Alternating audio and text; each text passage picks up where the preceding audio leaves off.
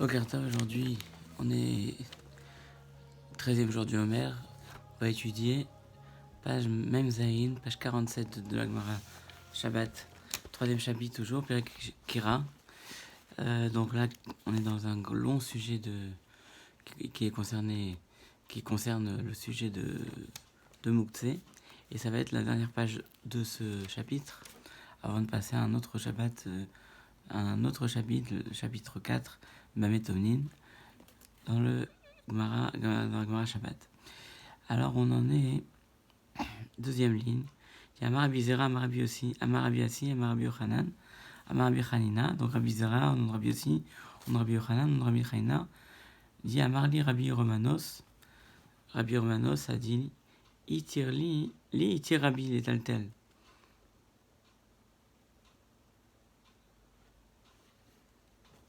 Martha, mais Béfra. Donc Rabbi m'a permis de déplacer de la cendre. C'est-à-dire quoi? C'est quoi? Rachid dit que c'est la cendre de l'Evona. L'Evona qui est une encens particulièrement recherchée parmi les encens avec lesquels on faisait la kétoret. Et donc, alors il dit qu'elle lui a permis de déplacer cette cendre. Amar Rabbi Zera le Rabbi Assi, mais Amar Rabbi Yochanan, est-ce que Rabbi Yochanan dit ainsi? Un homme a le droit de déplacer son fils. Vaïven biado, le cœur, enfin la pierre, s'il y a une pierre avec lui. Oh, kalkalavou, un panier. Vaïven betora, avec une pierre à l'intérieur. Vamar Rabba Chanan, Rabbi Yochanan, mais kalkala melia perot. Mais Rabbi Chanan dit au nom de Rabbi Yochanan, donc on a dit au nom de Rabbi Yochanan uniquement s'il y avait des fruits à l'intérieur.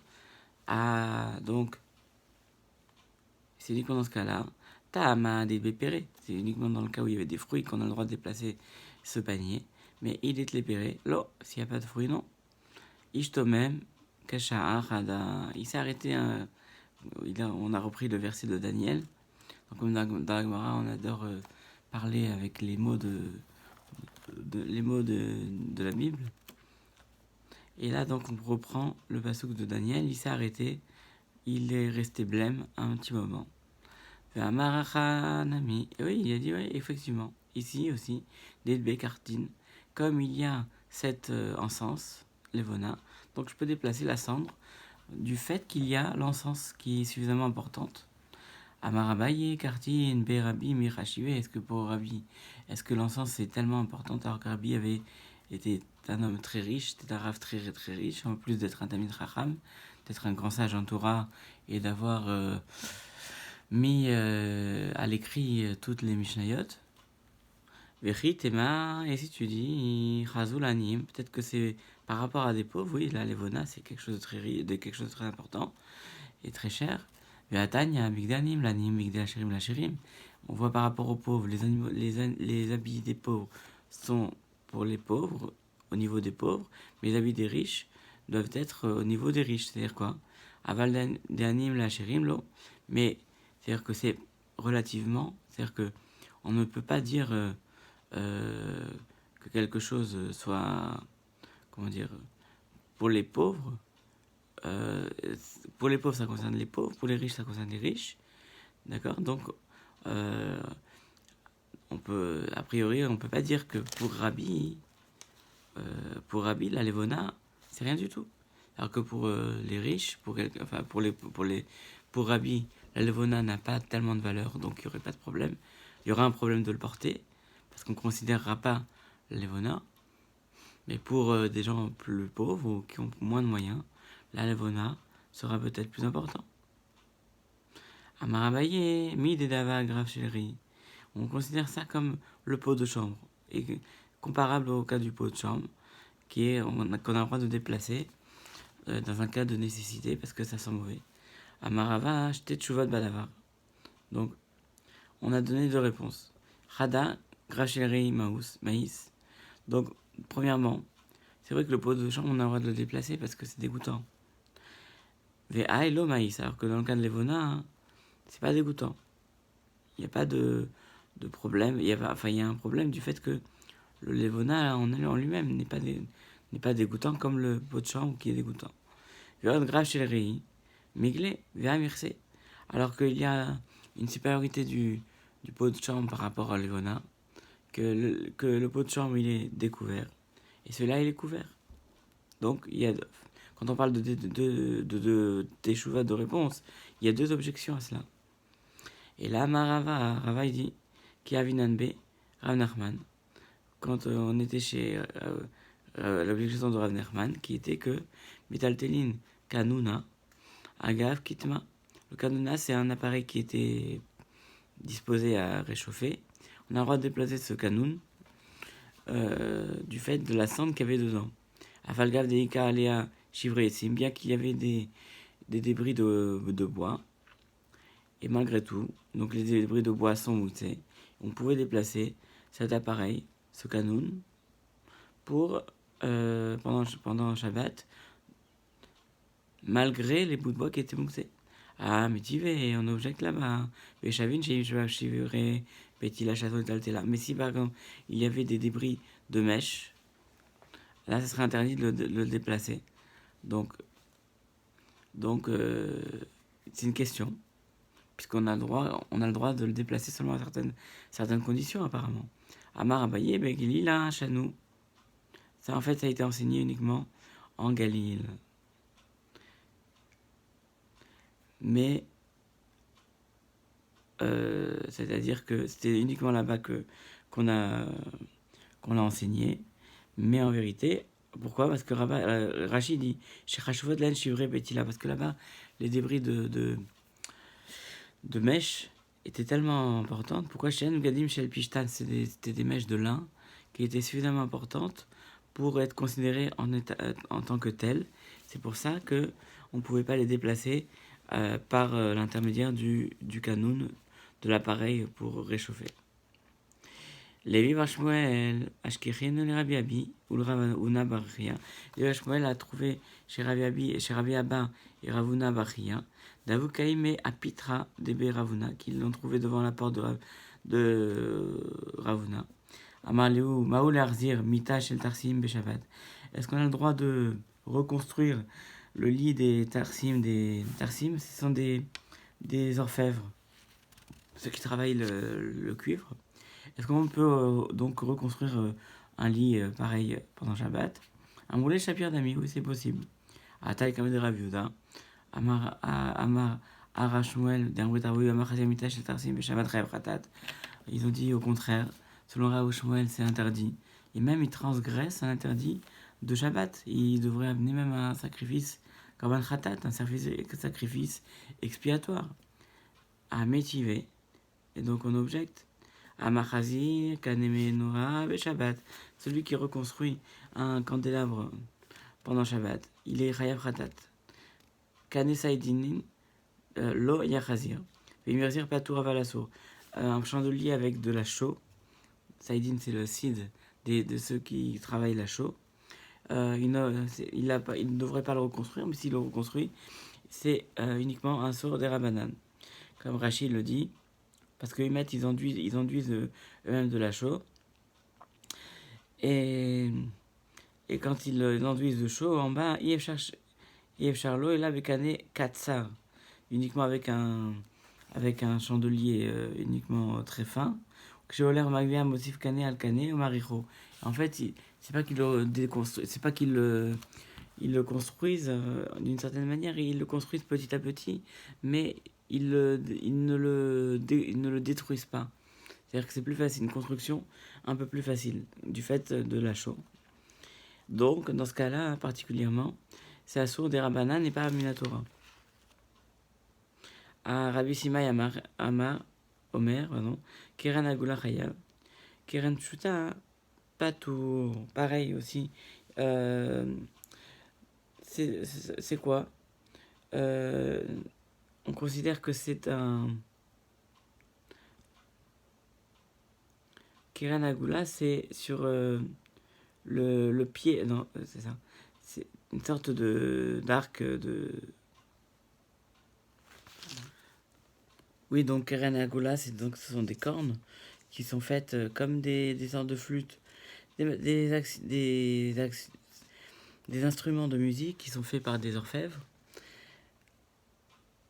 Mais il y a une différence entre Keren Agula quand c'est rond, on est Chayav, mais Keren Pshuta, quand c'est plus simple, on est Patour, c'est interdit uniquement des Rabanan. Ino d'amour, Kaetana. Donc ça a été dit par rapport à Stana de la Braïta qui dit mais lavnot amita, korot amita, le vachim shel kavikas, lo yarazir.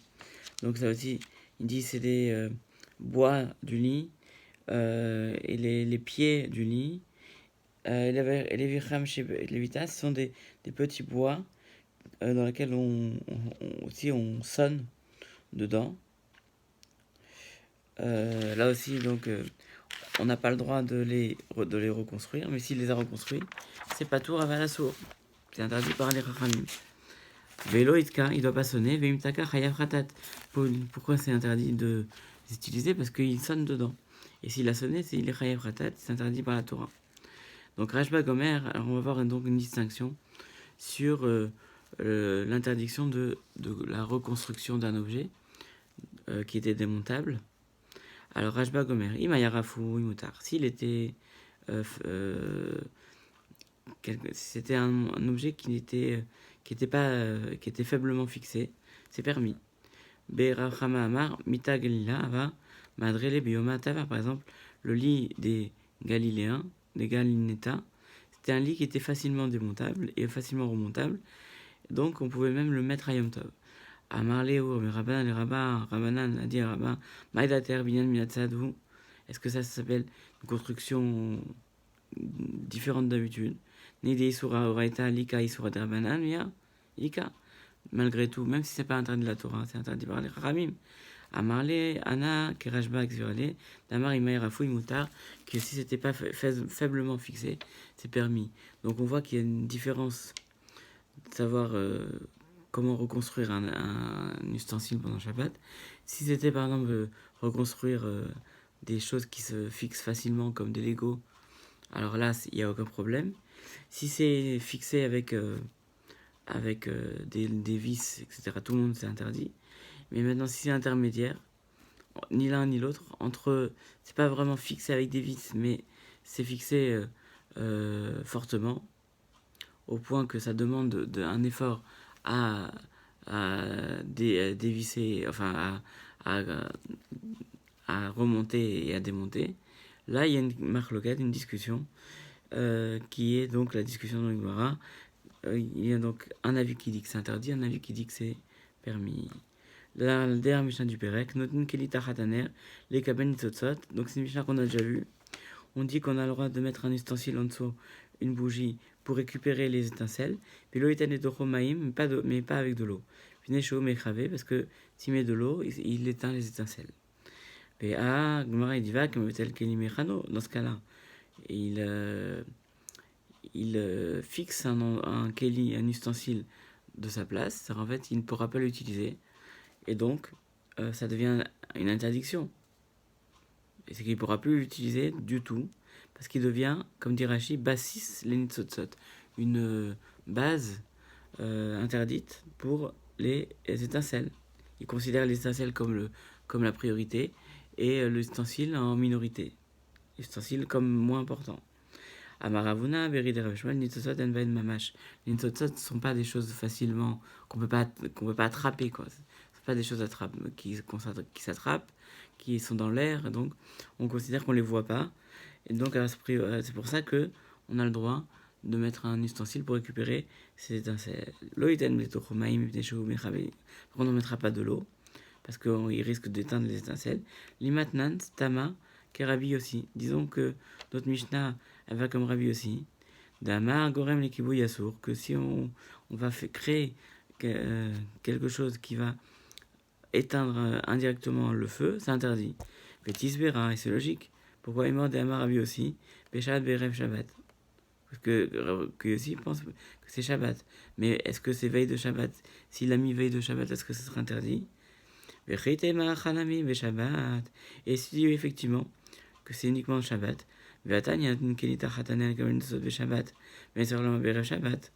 donc si tu dis que c'est permis de le mettre au Shabbat, donc c'est sûr que on peut le mettre même veille de Shabbat. On ne mettra pas de l'eau parce qu'il risque d'éteindre. Mais Erev Shabbat, depuis la veille de Shabbat, Netzer Lomar Shabbat, et que c'est sûr qu'on ne va pas lui permettre pendant Shabbat. Et donc, on veut savoir, selon Rabbi aussi, de quel cas il parle. Et là, Amar Ravashi, Afilotema Rabanan, donc ça va pas pour Rabbi aussi, ça va même pour Rachamim. Il dit que s'il le met avant Shabbat, il va rapprocher, en fait, il va éteindre, indirectement ces étincelles, puisqu'il va provoquer, comme s'il va programmer le fait d'éteindre ces étincelles à l'avance, comme le dit Rashi. On arrive à la fin de ce Pérec et de cette étude de la Gemara Shabbat, page 47. Demain, nous commencerons la Gemara Shabbat, 4e chapitre, Bamet Omnin. On va parler de tout ce qui est emmitouflé par une source de chaleur. Donc, ce qu'on appelle Atmana. Ce qui s'appelle Atmana, quelque chose qui rajoute de la chaleur, ou quelque chose qui ne rajoute pas de la chaleur, page 48.